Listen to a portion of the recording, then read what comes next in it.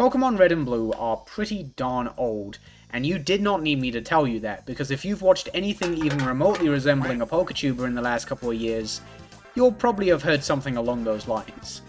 However, the catch is that most people would follow that up with something like, and that's why the games are a buggy disaster. Bom bom. That's a bug! That is a bug! And that's very much not what I'm going to do. Instead, I think it's cool as hell that these games are as old as they are, and their competitive scene is still developing to this day.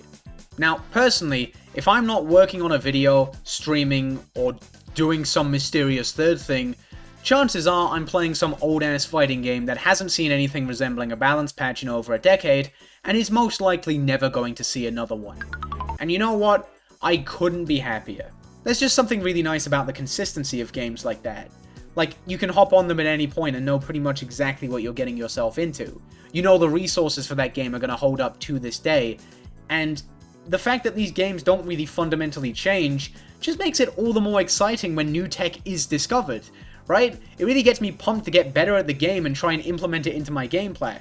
Obviously, tech gets found in new games that do receive patches all the time, but there's something so much more invigorating when it happens for an old-ass game that's been out for so many years. It's really cool. And honestly, I think a lot of that really applies to RBY as well. RBY hasn't really ever fundamentally changed at all. I guess the closest we got was in 2014 when the discovery was made that normal type Pokemon couldn't be paralyzed by Body Slam, and obviously that did have a big impact on the game's meta, but like, that wasn't really something that was added, right? That's just a discovery that the players made, and as a result it was implemented into the simulators. It's not like Shigeru Miyamoto was looking at RBY and was like, damn, this meta boring as hell. Let's drop a sick nasty balance patch. Boom. Normal types are now immune to Body Slam paralysis. Boom. Body Slam's base power decreased from 85 to 80. Boom. Tauros' speed lowered from 110 to 105. Boom. Added Life Weaver. RBY fundamentally hasn't changed at all since I first got into the game years ago. But it's been so exciting to keep up with thanks to the dedication and the creativity of its best players. Like, there's whole ass new tiers to play. Some of the best Pokemon around have gotten even better thanks to people optimizing and experimenting with new options on those Pokemon. And speaking of experimenting, new niche Pokemon have popped up here and there at different times because people experiment with them. I mean, I did an entire video on one of the most fundamentally boring Pokemon around, talking about how people had gotten everything they could out of it, and found little niches for it all over the place, across multiple different tiers. And the craziest thing is, it's only gotten better since that video. And that's fucking awesome! Now listen, I could sit here and go on and on about how RBY is currently pretty fucking cool, but I think it makes a bit more sense to really get into the nitty-gritty of the different developments that have been taking place in different tiers, and why they're so important and cool. There is a lot of ground to cover, and let me tell you, there is no shot in hell I could have covered it all myself. So once again, I've got a lot of people to thank. First of all, I'd like to thank Sceptross for their insight into some of the recent developments taking place in RBY Overused, Shellnut for RBY UU and NU, Sabelette again for RBY NU, and both Gastlies and Gangsta Spongbob for their insight into what's currently going down and what may go down in the future for RBY PU and ZU. This video would not have been possible without their help, and I really do appreciate it. They were all an absolute pleasure to reach out to and work with, and I just really appreciate it. I need the help, right? I'm still trying to make pincer work in RBY Overused, right? So, look, I need a hand now and again, okay? With all that out of the way, let's move on to the individual tiers and the recent developments that have been taking place within each of them. We're going to start with RBY UU, work our way down to RBY ZU, and we'll talk about Overused another time. I was planning to talk about Overused in this video, which is why I reached out for cool Overused knowledge, but honestly the scope of this video just got way out of hand, and I would have turned into sludge before I even got to rest Tauros. It's a little bit of a bummer, but there's still plenty to talk about even with just the lower tiers, and there is a genuinely valid reason for saving Overused for a later video that I will talk about at the end of this one. But for now, we're just talking about the lower tiers. You're gonna sit your ass down, you're gonna learn about the impact of Pidgeot and why Omanyte fucking blows, and then we're gonna learn about Overused. And you're gonna like it. Starting with RBY UU, the most obvious thing we gotta touch on is the fact that Sleep has been unbanned. In case you weren't aware, sleep-inducing moves were banned from RBY UU on the 9th of September 2022, and as of December 27th, 2023, they're now unbanned again. Now, in terms of how healthy that is for the metagame, it seems to have worked out really well so far. But in terms of individual Pokemon, there are definitely some winners and losers, so I think it makes sense we get into that now. Starting off with the winners. First off, when it comes to winners, is Haunter. Haunter had a lot of great traits, even with Sleep banned in RBY UU, but it could be hard to justify running because its weaknesses were really impactful too. It had a horrendous matchup against the extremely popular Dog Trio. Pokemon like Kadabra and Electabuzz could give it trouble as well, and it wasn't as concrete of an answer to normal types as you would have liked. Pokemon like Kangaskhan and Dodrio could hit it hard with Earthquake and Drill Peck respectively, and even Persian, who could only threaten a 6-hit KO on Haunter with Thunderbolt, wasn't super scared of it because Haunter could only 4-hit KO it in return without Explosion. These issues do still exist, and there's no denying that they are very impactful, but Hypnosis is a big enough of a strength for Haunter to absolutely warrant putting up with them. Haunter's not quite going to be a top tier threat in RBY UU anytime soon. It still has poor bulk, its damage without Explosion is underwhelming, Dog Trio, but still, a clutch Hypnosis can do a ton for it, and even without that, the threat of Hypnosis alone is incredibly helpful. The other big winner of Sleep being unbanned is one I'm very happy about, and that's Tangela. Ever since Sleep was banned in RBY UU, Tangela has absolute jack to do in the tier, and if it wasn't unbanned, I can guarantee you their grass would be in NU right now. But Sleep was unbanned, and Tangela's fucking eating. We're so back! First of all, Tangela is without a shadow of a doubt the absolute best answer to Dog Trio in the tier. And that's huge, because Dog Trio is kind of really fucking good right now. When Sleep was banned, Tangela had the issue of just being extremely passive, but Sleep Powder does so much to increase its threat level, it's unbelievable. Even once you've put something to sleep, Tangela is still threatening because bringing in a physical attacker like Kangaskhan or Dodrio on a sleeping Pokemon is such a scary situation for the opponent, and if they switch out, that gives Tangela the opportunity to land something like a Stun Spore. It's really good. Now again, it's not going to be a top tier threat or anything like that. Yes, it has great utility, but its damage is still really low, its speed tier is pretty unfortunate, but still, it's an important part of UU nonetheless, and it greatly appreciates not having to compete with Hypno anymore, that's for sure. When it comes to losers, there's really only one big one, and that's Persian, and the reasons why are not super complex. It just hates being put to sleep, and it hates the rise of Haunter. That really sucks for it. It hasn't fallen off the face of the earth or anything. It's still a potentially great revenge killer, it just needs some really problematic matchups dealt with or severely weakened beforehand. Now, it's not like those Pokemon are the only winners and losers of Sleep being unbanned. Electabuzz benefits slightly from it, Gyarados is slightly hurt by it, but those are the main three for sure. Also, if you want to be mean, I guess you could count Hypno as a loser of Sleep being unbanned, because Hypnosis is unbanned, but Hypno itself is still banned as hell, and it is not doing all that well for itself in Overused, let me tell you. Now obviously, Sleep being unbanned is a massive recent development for RBY UU, but what if I told you it wasn't even the recentest? Okay, so just over a month after Sleep was unbanned from RBY UU, on the 5th of February 2024, RBY UU received its first official viability rankings in nearly 3 years. This is really cool for a number of reasons. First of all, it's just great having an up-to-date VR, right? It's nice having something more recent and relevant that you can point people towards. But secondly, it means that a couple Pokemon have left UU, and some have risen up from the lower tiers into UU. So we've got new UU Pokemon to talk about.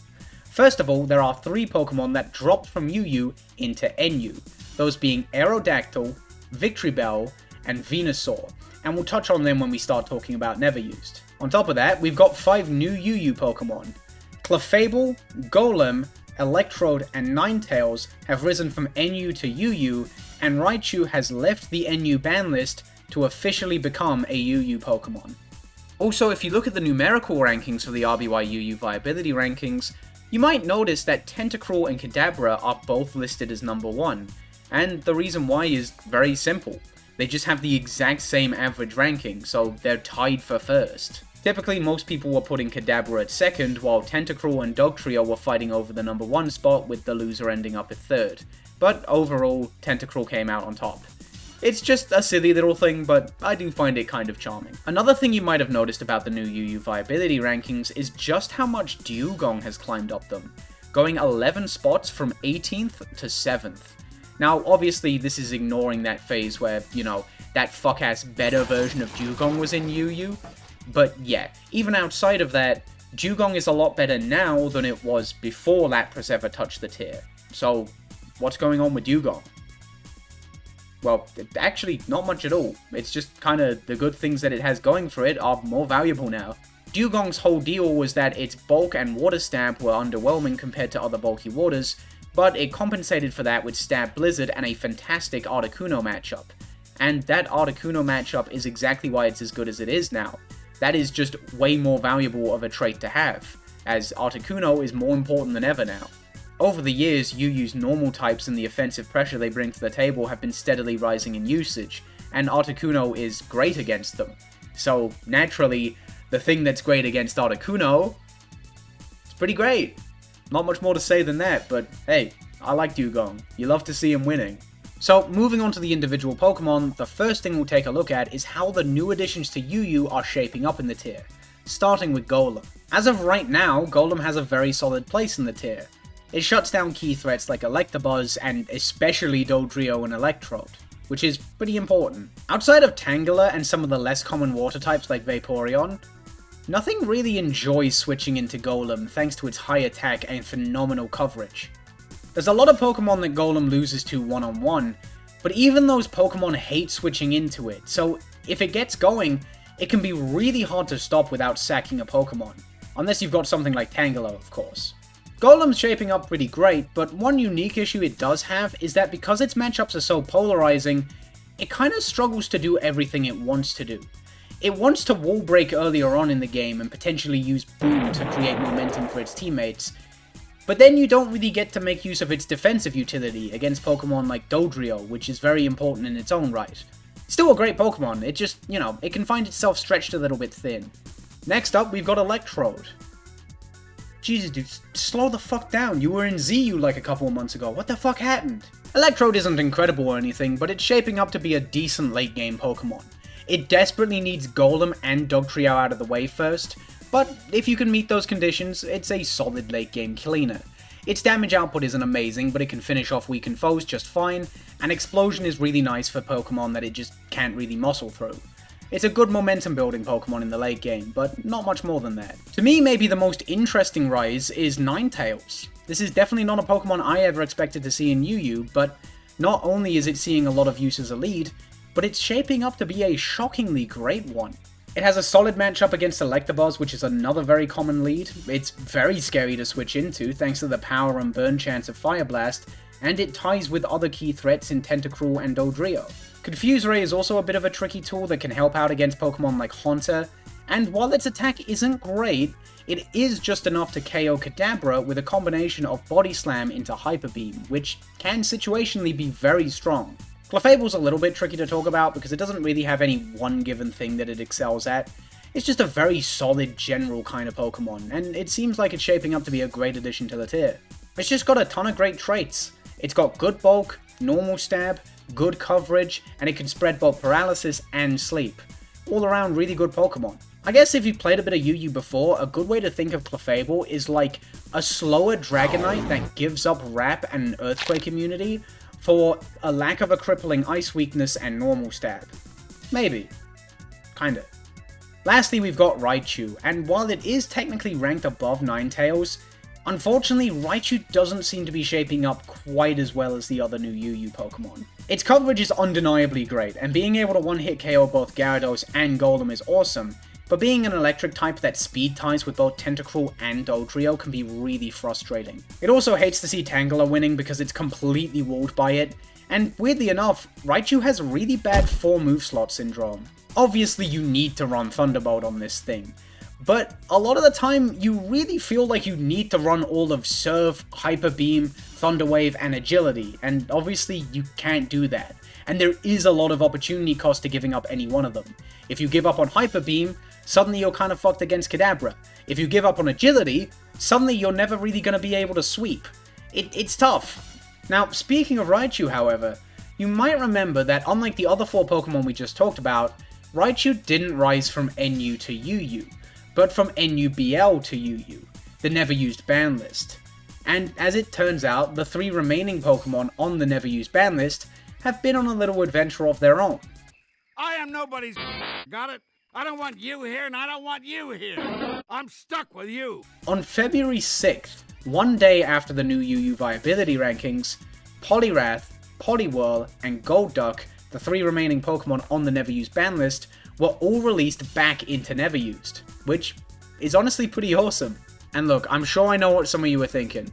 Big Yellow, you made a whole ass video on the Neverused ban list, and now there is no Neverused ban list.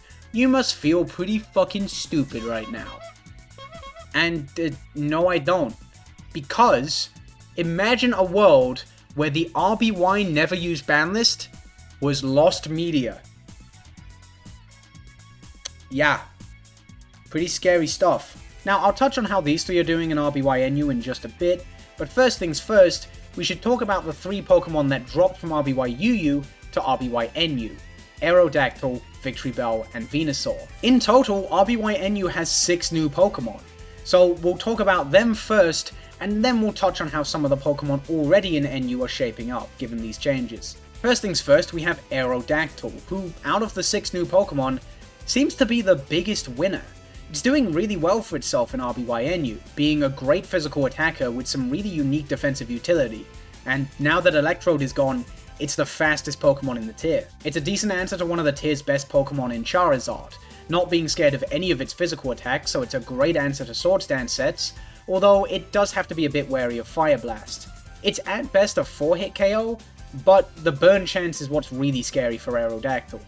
Overall, Aerodactyl is shaping up to be a fantastic Pokemon, but not quite broken. Yes, it's a fantastic physical cleaner, it's got an amazing typing and speed stat, but its lack of stab and frailty definitely hold it back a little bit. Venusaur is a Pokemon that I think a lot of people were excited to see return to NU, but unfortunately it's shaping up to be a little bit underwhelming. It's got some good utility against slower water types, and Sleep is always a great tool to have, but it mostly seems outclassed by Venomoth, who has better speed, access to Stun Spore, and overall better matchups. It's not a terrible Pokemon, just a little bit outclassed more than anything. Victreebel is a Pokemon that I'm very excited to talk about because oh my god, what the fuck happened here? Okay, so a little bit of a tangent, but you remember when Victreebel was an OU Pokemon, right? Like, it was ranked as overused. It wasn't great there, but that's what it was. And then June 23rd, 2022, it dropped to UU, which at the time was kind of exciting, and then you, like, never heard about it. Like, I barely remember anyone talking about Victreebel in RBY-UU. And now, Victreebel has found itself in RBY-NU. And it's fucking terrible. Victreebel's speed stat of 70 just does not cut it for Neverused, and its bulk is nowhere near enough to make up for it. Obviously it has Wrap, but it needs Paralysis Support or Stun Spore to get anything out of it, and it's just way too difficult to pull off to warrant trying.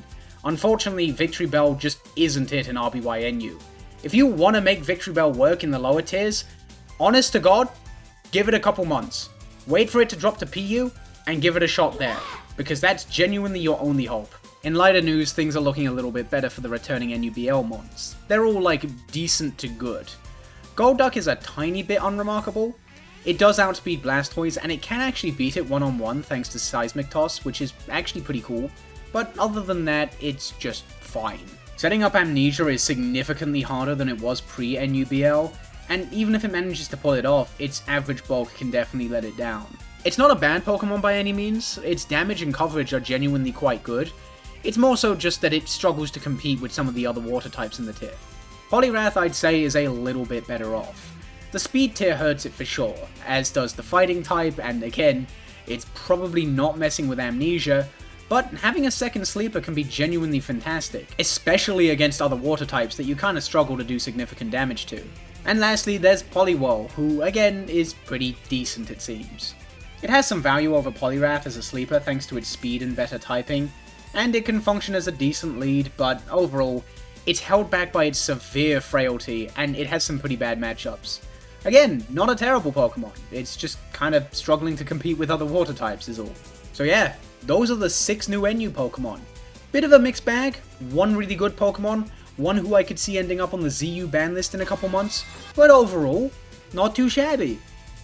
That being said, while there may be 6 new Pokemon in NU, they're obviously not the only Pokemon with a story to tell, because there's plenty of Pokemon who were already in NU who have had their game shaken up quite a bit, so let's take a little look at that. First up, with Raticate. Raticate is without a shadow of a doubt the big winner of the new tier shifts. It was already a great Pokemon in RBY NU, but now people are putting it as high as top 2 in the tier. It matches up pretty well against a lot of the new additions to the tier, and it benefits greatly from Clef leaving. Electrode leaving the tier is maybe more of a mixed bag, but I'd say overall a net positive for Raticate. Not having to deal with a Pokemon that previously outsped you in Threatened Paralysis or Explosion is nice. But on the other hand, Electrode was a great teammate for Raticate thanks to covering the Charizard matchup. Still probably a net positive overall because, again, at least now you have Aerodactyl to help you with the Charizard matchup. Golem Rising is definitely a bit more of a mixed bag because Raticate was actually really good against Golem though. Next up we've got Moltres. Flying types in general benefit a lot from Clefable and Electrode leaving the tier, and out of all of them, Moltres is probably the biggest winner. Something Moltres struggled with previously was that it invited Swords Dance Charizard in too easily, but Aero is fantastic because it completely shuts that down. Moltres also benefits a lot from high Eradicate usage. None of Raticate's attacks can 2-hit KO Moltres without a crit, so it's one of your better options for coming in on a predicted Hyper Beam and can do massive damage in return. Another nice thing about this situation is that it can come up pretty early in the game, so it gives the Molt user a good opportunity to get an advantage pretty early on, so that's cool. It feels a bit weird calling this Pokemon a winner, but I guess we gotta talk about Wigglytuff. Before, Wigglytuff was entirely outclassed by Clefable. It didn't do anything noteworthy better than it, but it was potentially good enough to warrant running alongside Clefable. Now that Clefable is gone, it's only natural that Wigglytuff would try and replicate Clefable's role in Neverused, and it's kind of doing that, I guess. It's definitely trying its best, and it's obviously more valuable than it was before, but it's pretty obvious that Wigglytuff is never going to hit the same highs as Clefable in RBY Neverused. It's a reasonably splashable mon that can do well into most matchups, but overall it struggles to make a big impact. Maybe the most disappointing thing about Wigglytuff is its special. This thing's blizzards are downright embarrassing, and it really needs Seismic Toss to do reliable damage. Overall, Wigglytuff very much exists in RBY Neverused. It's definitely got more of a defined purpose now, but man, you can really feel it not do what Clef did though. Moving on from a Pokemon trying to awkwardly shove itself into a Clefable-sized hole, we've got another actual winner, and that's Kabutops.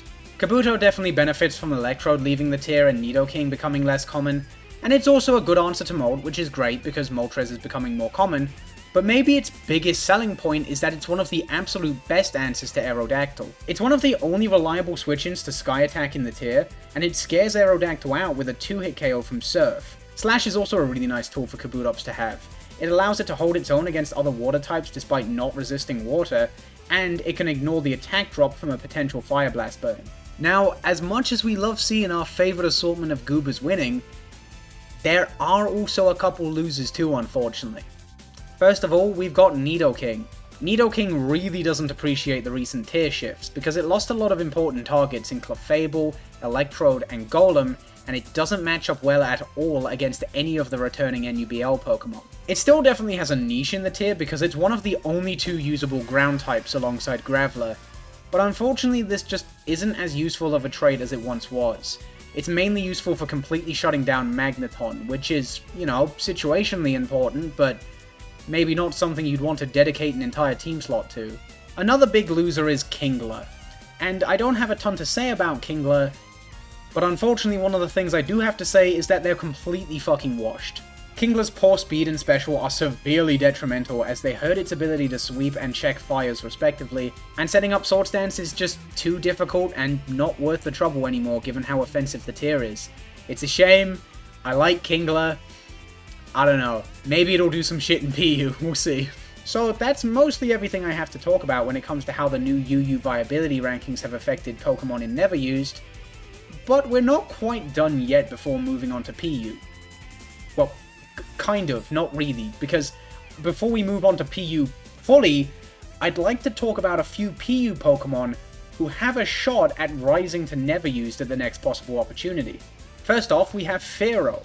Fearow was already the highest ranked PU Pokemon in Neverused on the last viability ranking, and it's only gotten better with the recent tier shifts. It definitely doesn't appreciate the presence of Aerodactyl, but Electrode and Golem leaving the tier do a lot for it. It's definitely potentially scary, but probably not a high tier threat. It may end up falling off a bit depending on just how dominant Pokemon like Aerodactyl and Kabutops end up being.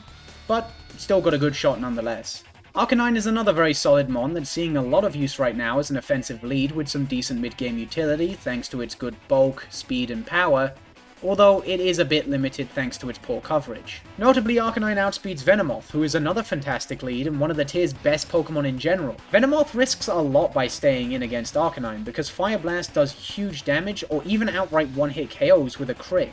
Unfortunately, Arcanine is another Pokemon that really doesn't appreciate Aerodactyl's success in Neverused, because it really can't threaten it at all outside of a potential burn from Fire Blast. Lastly, we've got Gastly, who was already a relatively good pick in Neverused, and benefits a lot from the new Water and Grass types, as Gastly historically does very well against them.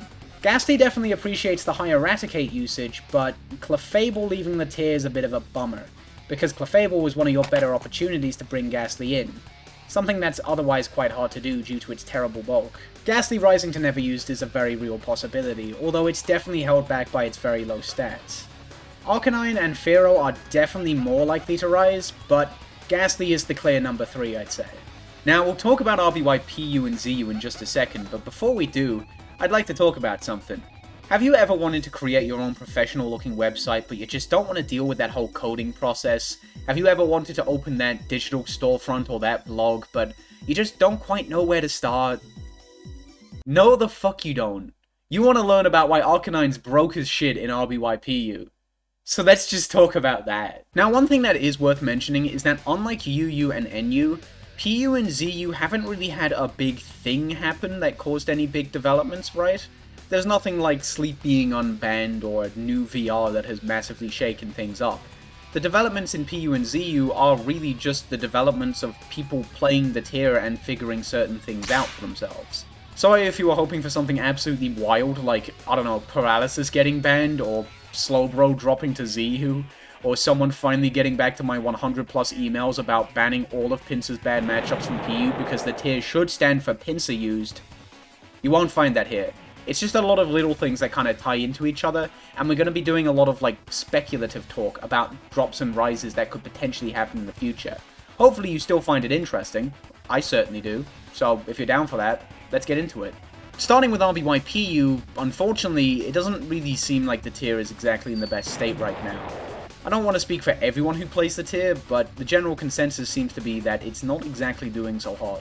People kind of feel like games are being decided by things like coin flips in the lead Arcanine mirror, Fearow crits, or Ghastly hypnosis.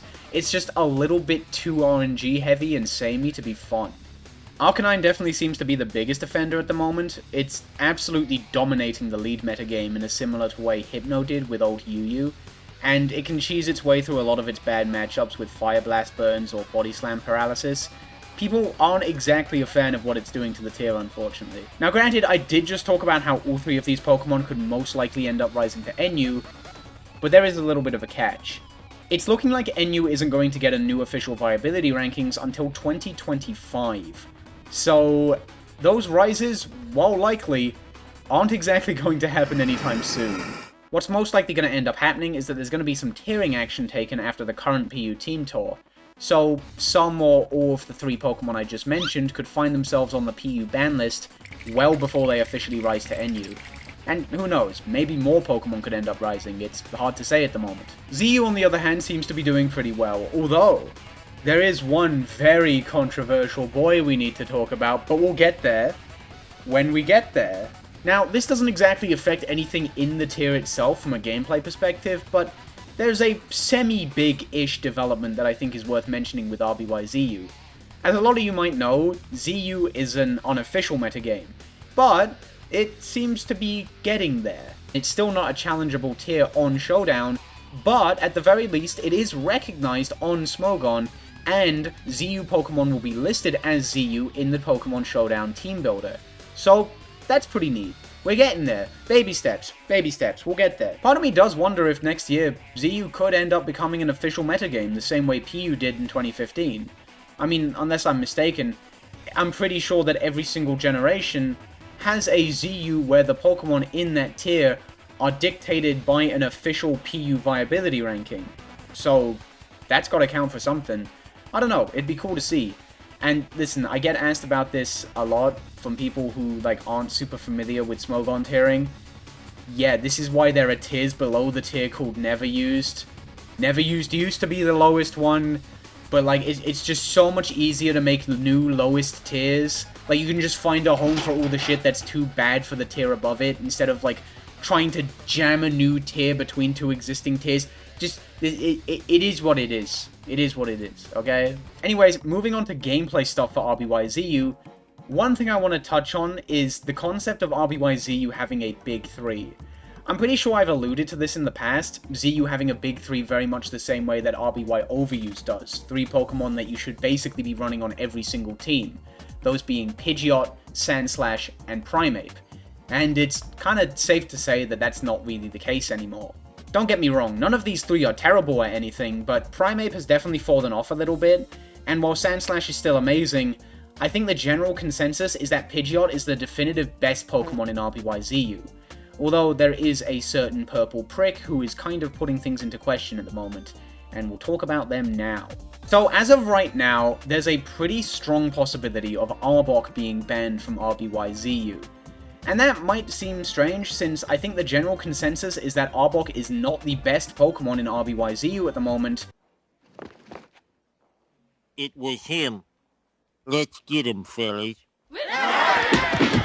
But its combination of good speed, glare, and wrap definitely limit team building more than Pidgeot does, because many slower Pokemon either just struggle immensely against it, or have to hope for something like a Wrap Miss to turn things around. The number of good Pokemon that are faster than Arbok is also frustratingly small. Another really irritating thing about Arbok is that while yes, it can absolutely be suffocating, it's really RNG reliant, because Wrap and Glare are 85 and 75% accurate respectively. And that's just really irritating, because it feels like the outcome of the game is being taken out of the player's hands a bit.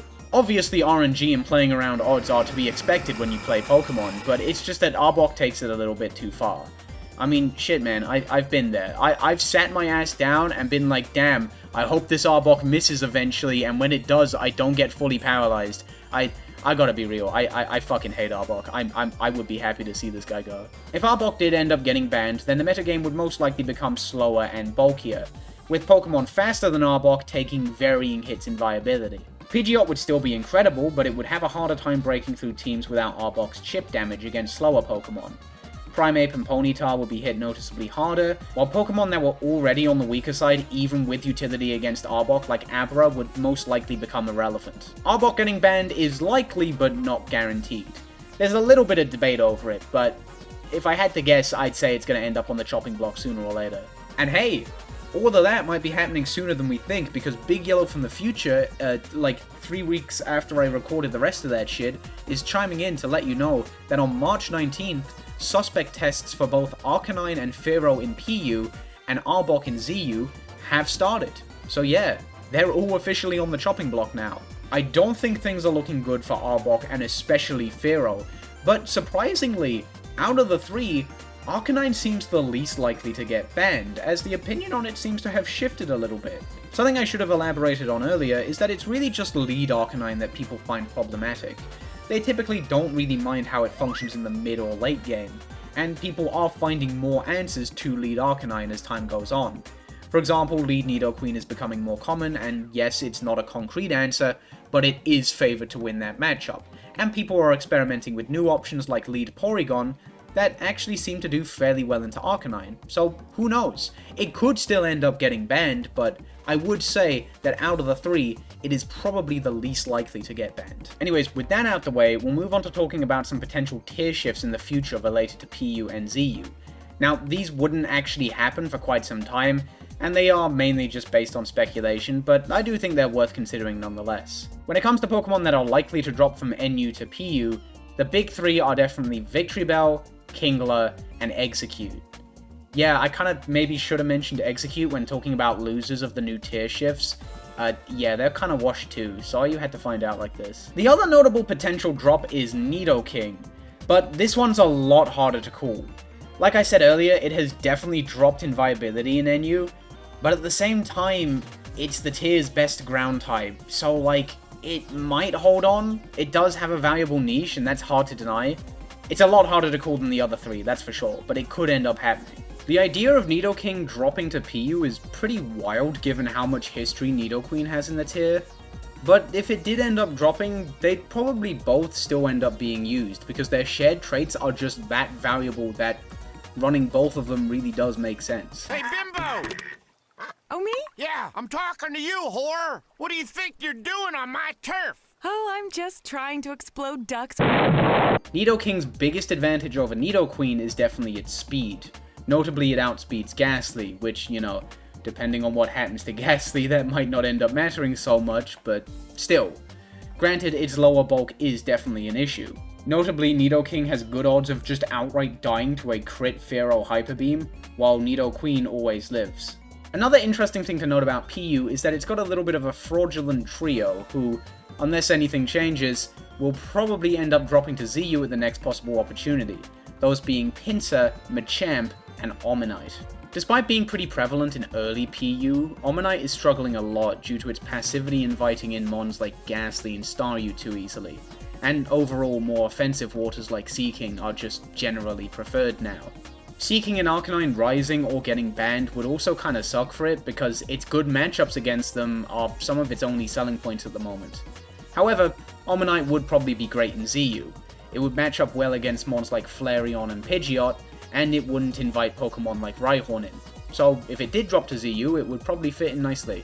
As is, Machamp and Pinsir are definitely set to drop to ZU, but they're less set in stone than Omanyte because, unlike Omanyte, they would actually benefit a ton from Pharaoh and or Arcanine rising or getting banned. Machamp would probably be really strong in RBY ZU. The rarity of Psychic and Flying attacks would allow it to make use of its solid bulk quite well, and even without good stab, its damage output would be excellent. But it would still at the very least struggle with its low speed. Pinsir on the other hand would be ludicrous, and potentially maybe too much for ZU. The utility of Bind would be really scary since it's faster than Arbok, and overall very fast for the tier in general, and its damage output is excellent thanks to Slash or potentially Swords Dance, and to top it all off, its physical bulk is pretty good as well. Pinsir would be completely out of this world in RBY ZU, and I'm by no means saying that I wanted to drop to ZU just for the satisfaction of seeing my GOAT tear an entire tier apart, but if you ever claim that I've told you something along those lines, then I will deny it up and down. Magmar, Vileplume, and Dragonair could potentially end up dropping to ZU since they're steadily falling off in PU, but they're definitely less likely as is than the previous three I just mentioned. Magmar and Vileplume have already been ZU at some point, and they'd be very strong and pretty strong there respectively. Dragonair would also probably be great, but there are concerns to be had about it repeating what is currently making Arbok such a contentious Pokemon, so there is that. It's also worth noting that Gastly leaving PU would give Dragonair and Vileplume a much stronger hold in the tier. It's a bad matchup for both of them, and it outclasses Vileplume as a sleeper, so if Gastly got banned or rose to NU, they'd have a much better shot in the tier. Graveler's a weird one because it currently has a very solid place in RBY PU, but Pharaoh leaving the tier would be very detrimental for it, because its good matchup against Pharaoh is one of the absolute best things about Graveler. Even if Pharaoh does leave the tier, then Graveler wouldn't be guaranteed to drop because it would still have a lot of utility in PU in shutting down Scyther, but if it did find itself in ZU, it would probably be a pretty great Pokemon. Definitely better than Rhyhorn, that's for sure. Compared to Rhyhorn, its physical bulk is a tiny bit lower, which is a little surprising, but the extra attack and access to Explosion are very valuable traits. A Pokemon I mentioned earlier, but didn't go fully into detail on just how completely fucked it was Execute, and the reason for that is because I was talking to Gangsta Spongbob, and he mentioned something really interesting, and that's that Execute might not just drop to PU, but to ZU, because in PU it would have to compete with Drowsy, and that just doesn't seem like something it could do. Like, its typing is just too detrimental in PU to be worth using over Drowsy. Although in ZU it would probably be a pretty solid Pokemon, it would have to compete with Parasect, but it has a better typing and access to Explosion, although its bulk is lower, and... oh yeah, it has Sleep Powder and not Spore. There you go, that's it. That fucking escaped me, didn't it? And lastly, one final very cool dude I want to touch on before we call it a day is Magneton. Magneton, as is, has a pretty decent shot at rising to PU, and maybe NU? That might be a massive fucking stretch, but it's a massive fucking stretch that would make me very happy because I just want to see my goal win. But you never know. But either way, in PU, the good matchups that Magneton does have are more valuable than ever. And yes, there is the issue of Nidoqueen, but it's very slowly becoming less of an issue. Nidoqueen is getting worn down earlier and earlier in the game, as lead Nidoqueen becomes more and more common. And funnily enough, queenless teams are popping up now and again, which is something that would have been completely unheard of in early PU, but are now actually popping up in tournament, which is quite interesting to think about. Obviously, Magneton greatly appreciates just potentially not having to deal with Nidoqueen at all, so I don't know, if that trend keeps up, could be doing pretty well for itself. So yeah, that wraps everything up when it comes to recent developments that have been taking place in the competitive scene for RBY's lower tiers. And man, was I not expecting to have this much to talk about. Like I said, I was planning to talk about Overused in this video too, but the scale of it just got so out of hand, so, you know, we'll talk about Overused in its own video down the line. And while that might seem like a bit of a bummer, there is a genuinely valid reason for doing that. You know, outside of me getting a fucking break. Like, I'm exhausted, I'll be real with you. You see, there are two big tournaments in RBY SPL and RBY WC happening right now. So, to be fair, if I was going to make a video on recent developments in RBY Overused, it would kind of make sense to wait until those big-ass tournaments have wrapped up, right? Where those recent developments would be happening, you know? Like, I recorded a whole ass bit where I was comparing, like, Exeggutor's usage stats from last year's SPL to this year's SPL. That is a finished tournament and a not finished tournament. That shit was, like, outdated 2 days after I said it. I don't know what the fuck I was thinking. So yeah, we'll talk about Overused when we talk about Overused, but even as is, it's really fucking cool that there was this much to say about just the lower tiers, right? Like, they've inherently got smaller player bases, less people interested in them, less people experimenting with new options in those tiers, and there was still this much to say, because the people who are playing them are just that dedicated, and that's fucking awesome.